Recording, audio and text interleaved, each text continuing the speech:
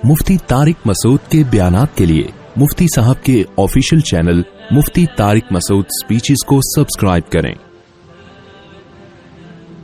मुफ्ती साहब हम जिन्स परस्तों की जानिब से क्लिफ्टन में 4 फरवरी को एक इंतहाई फुहश गलीज हयासोज पार्टी का इनेकाद करवाया जा रहा है।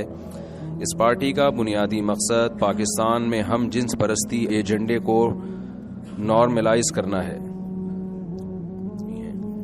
आपके तवस्सुस से मुख्तदिर हलकों से दरख्वास्त है कि इस गिलाजत को रुकवाने में अपना किरदार अदा करें। कहीं ऐसा ना हो कि खुदा का गज़ब हम पर नाजिल हो और ज़मीन एक बार फिर पलट दी जाए। अवाम की इसमें क्या जिम्मेदारी बनती है और क्या ऐसे इशूज़ पर बात करना और सवाल उठाना सियासी जमातों की जिम्मेदारी नहीं? हमारा ज़्यादा बड़ा मसला महंगाई, भूख है या फहाशी और लादीनियत? देखो, हमारा ज्यादा बड़ा मसला फहाशी और लादीनियत है। भूख दूसरे नंबर पे मसला है, क्योंकि हम आखिरत पर ईमान रखने वाले लोग हैं। अंबिया ज्यादातर गरीब और मिस्कीन ही थे, लेकिन सबसे कामयाब थे। तो ये नहीं है कि भूख के खिलाफ कोशिश न करें, गुर्बत के खिलाफ कोशिश न करें। ये जो होमोसेक्सुअलिटी है, एक एजेंडे के तहत दुनिया में इसको आम किया जा रहा है, और ख़ास तौर पर पाकिस्तान जो इस्लामी कंट्रीज़ है ना, उनका वो बहुत ज़्यादा हदफ है। ये बहुत बड़ी बेशर्मी है, बहुत बड़ी बेगैरती है। जो होमोसेक्सुअलिटी में मुब्तला लोग हैं कहते हैं इसमें बेगैरती क्या है, इसमें क्या है भाई, एक बंदा राज़ी वो भी राज़ी। बेगैरती, बेशर्मी ऐसी चीज़ नहीं है जिसकी कोई साइंसदानों ने कोई डेफिनेशन बयान की हो। ये महसूस होने वाली चीज़ है।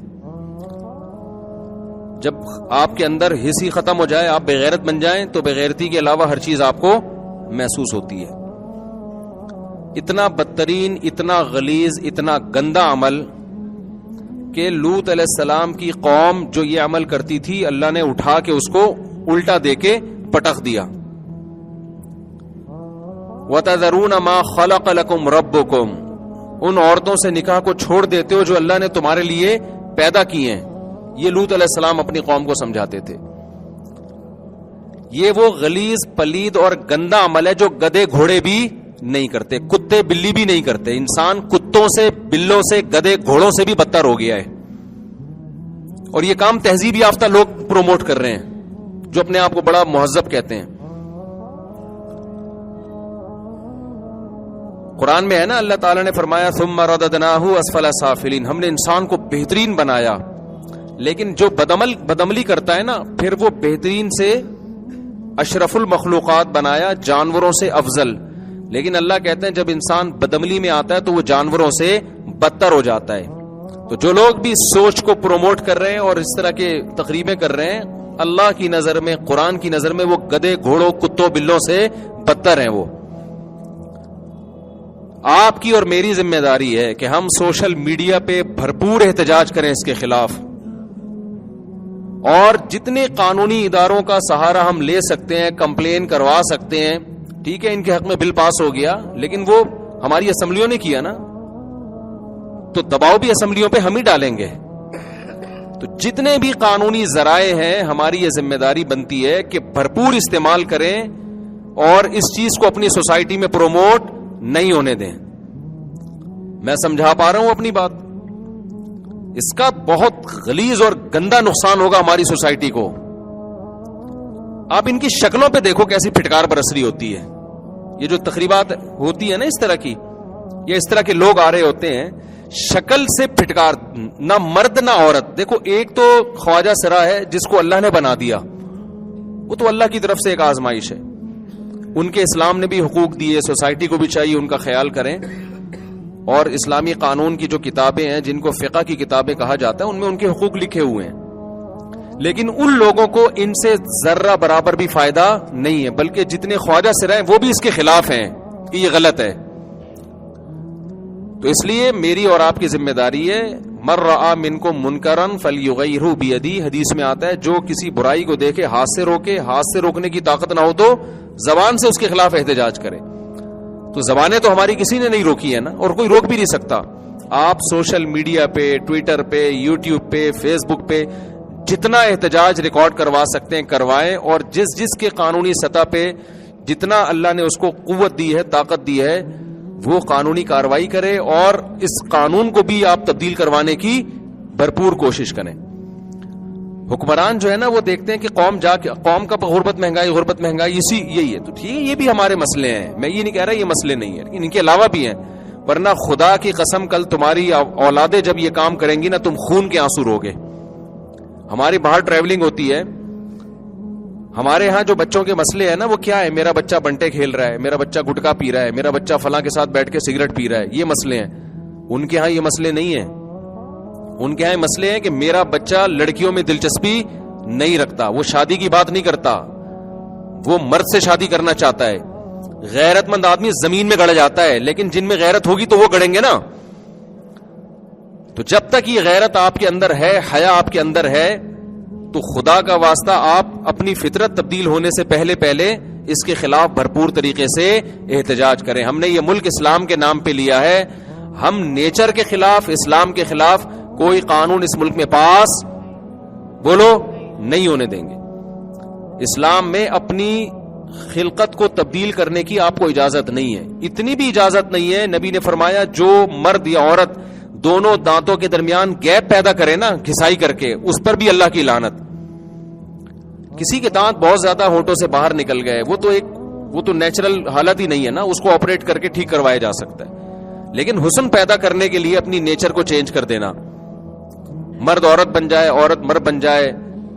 بڑھاپے میں سفید بالوں کو کالا کرنے کی اجازت نہیں ہے. آپ کلر لگا سکتے ہیں, براؤن یا ریڈ کوئی بھی لگا سکتے ہیں, بلیک کیوں نہیں کر سکتے آپ نیچر کو چینج کر رہے ہیں. ایک پلاسٹک سرجری وہ ہوتی ہے کہ کوئی زخم ہو گیا آپ کو یا کہیں جل گئے, اس کے لیے. ایک پلاسٹک سرجری کیا ہے, اپنا بڑھاپا چھپانے کے لیے. ایک پلاسٹک سرجری وہ ہے اپنی جو قدرت نے آپ کو شکل دی اس کو چینج کرنے کے لیے. یہ والی پلاسٹک سرجری اسلام میں کیا ہے, حرام ہے. قرآن میں صاف اللہ نے حکم دیا کہ شیطان نے یہ قسم اٹھائی کہ فلا یغیرن خلق اللہ, اے اللہ میں ان کو ایسا گمراہ کروں گا یہ تیری بنائی ہوئی فطرت کو چینج کریں گے. ہومو سیکشولیٹی اس کی بدترین مثال ہے, اس سے زیادہ انسان چینج نہیں ہو سکتا, اس سے زیادہ چینج نہیں, اس سے زیادہ فطرت کو مس نہیں کیا. یعنی وہ کام جو گدھا گھوڑا نہیں کرتا اس کی نیچر میں نہیں ہے, یہ جو بندر نہیں کرتے جو کام, اور وہ پڑھا لکھا انسان کر رہا ہے. تو خدا کا واسطہ یہ بیچارے ٹھرکی لوگ ہیں, وقت پہ شادیاں نہیں کرتے, بچپن میں کوئی غلط ان سے کو مل جاتا ہے, اس کے جذبات کا شکار ہو جاتے ہیں, توبہ کی توفیق نہیں ملتی, مذہب کو یہ لوگ ویسے ہی نہیں مانتے, تو یہ پھر سوسائٹی میں بیمار ہوتے ہیں لوگ. ایک بیماری ہوتی ہے نا, نشے کی عادت پڑ گئی, بیمار ہو گیا, اس بیمار کو دیکھ کے قانون چینج نہیں ہوتا, اس بیمار کا علاج کیا. یہ بیمار ہیں, ہم یہ مانتے ہیں کہ ان کو مردوں کی طرف رغبت ہے, یہ بیمار ہیں. بیماری کی بہت سی وجوہات ہوتی ہیں. بچپن میں کسی نے, ماں باپ نے خیال نہیں کیا ہوتا کہ بچہ کن لوگوں میں اٹھ رہا بیٹھ رہا ہے. آج کل ماں باپ نے بھی بچوں کو فری اسٹائل میں چھوڑا ہوا ہے. میں دیکھ رہا ہوتا ہوں مسجد میں کوئی خوبصورت سا بچہ آ رہا ہے, کوئی انکل اس سے گلے میں مل رہا ہے, پیار بھی کر رہا ہے اس کے گال پہ. ماں باپ میں غیرت ختم ہو گئی ہے یار, تم اپنے بچے کی نگرانی تو کرو کم از کم. اسکولوں میں ایسے بھیج دیتے ہیں اور کوئی نگرانی نہیں ہے پیچھے.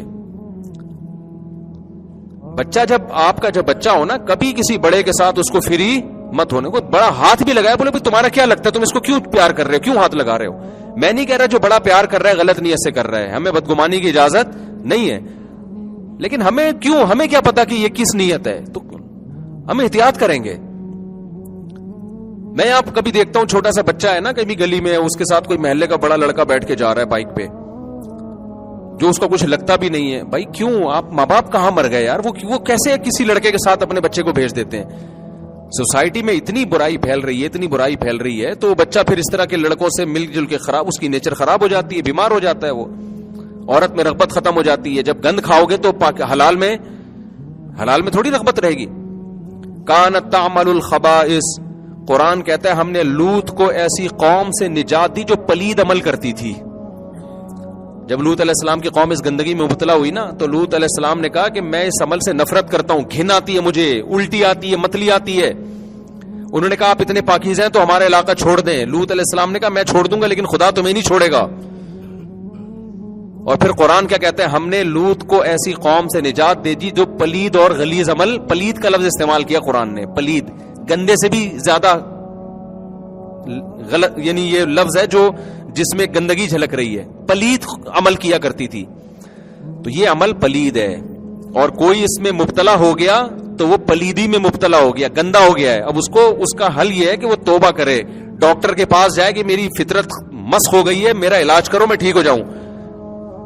نفسیاتی ڈاکٹروں کے پاس جائے, کوئی بھی اس کے علاج کرے گا, ٹھیک ہو جائے گا.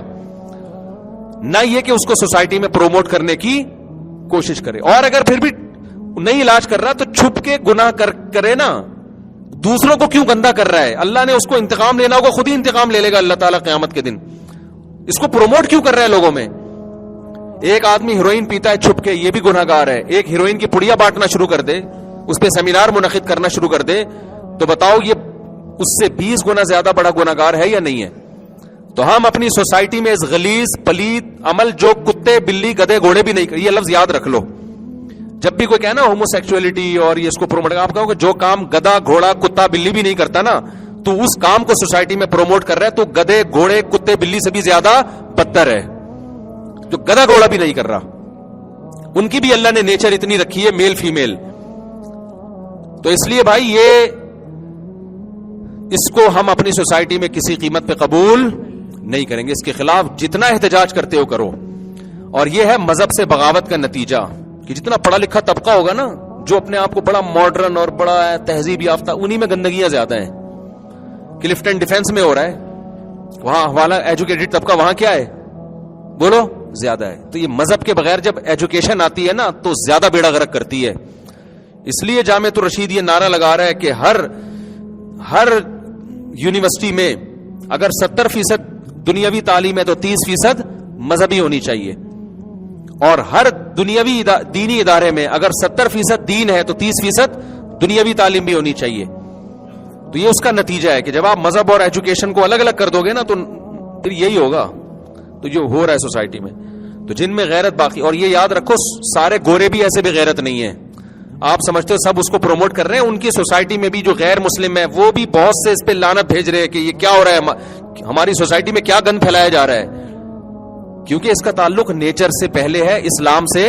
اسلام اور نیچر تو ایک ہی چیز کے نام ہے نا, اس کا تو نیچر سے آپ کا بڑا گہرا تعلق ہے. تو اس میں بہت سے غیر مسلم بھی اس کو پسند نہیں کرتے, کہتے ہیں کیا گندگی. میں نے تو مذاق میں کہہ دیا تھا کہ اگر تم مذہب کو فالو نہیں کرو گے نا تو کل دیکھنا تمہارا بیٹا کہے گا کہ ابو میں نے وسیم سے شادی کرنی ہے. آپ کی بہو وسیم آئے گی گھر میں, وسیم یا غفار یا ستار یا سبکتگین کوئی بھی, وہ وسیم نہیں جو کسی کا نام ہے بھائی, میں فرضی وسیم کی بات کر رہا ہوں. تو وہ ہونے لگا ہماری سوسائٹی میں. خاتون کی کال آئی, میرا بیٹا کہتا ہے میں نے اس لڑکے سے شادی کرنی ہے. میں نے کہا اس کے کسی فیس بک پہ اس کو کسی نے خراب کیا ہے. اس نے کہا پھر فیس بک پہ کسی گورے سے جو گے ہے اس سے دوستی ہے, اس گے نے اس کو خراب کیا ہے.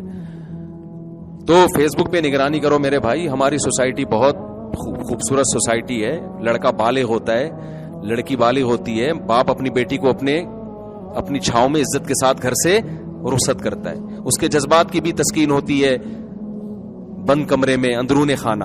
میاں بیوی میں محبت پیدا ہوتی ہے, اس کے نتیجے میں اللہ اولاد دیتے ہیں. نکاح ایسی پیاری چیز ہے کہ اس کے نتیجے میں اللہ نے پیغمبروں کو پیدا کیا ہے. کتنے سوسائٹی میں جتنے بھی بڑے بڑے لوگ پیدا ہوئے, نکاح کے نتیجے میں جو ملاپ ہوا اس کے نتیجے میں پیدا ہوئے ہیں وہ. اور نکاح کے علاوہ جتنے راستے ہیں یہ سب حیوانیت اور درندگی ہے. ان میں سے ہم کسی راستے کو کسی صورت میں سوسائٹی میں انشاءاللہ پنپنے نہیں دیں گے.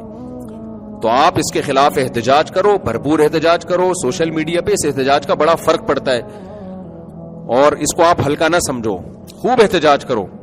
اگر خدا نخواستہ کوئی شخص اس بیماری میں گندگی میں مبتلا ہے بھی, وہ بھی احتجاج کرے. وہ کہے کہ میں برا ہوں لیکن میں برائی کو پروموٹ نہیں کروں گا, میں توبہ کرتا ہوں اللہ سے. بعض دفعہ توبہ پہ قائم رہتا ہے, توبہ ٹوٹ جاتی ہے, پھر توبہ کرے. جیسے ایک آدمی چرس پی رہا ہے, عادت ہو گئی, اس کو پتا ہے یار میں برا کر رہا ہوں, لیکن وہ برائی کو پروموٹ نہیں کرتا. ہم نے کتنے لوگ دیکھے, ایک آدمی چرس پیتا ہے, وہ اپنے دوست کو منع کرتا ہے, اس سے اپنے بھائی کو منع کرتا ہے, یار یہ گندی چیز ہے. تو اگر خدا نخواستہ کوئی اس غلاظت اور گندگی میں مبتلا ہے تو بھی وہ اس کو پروموٹ کرنے کی کوشش نہ کرے.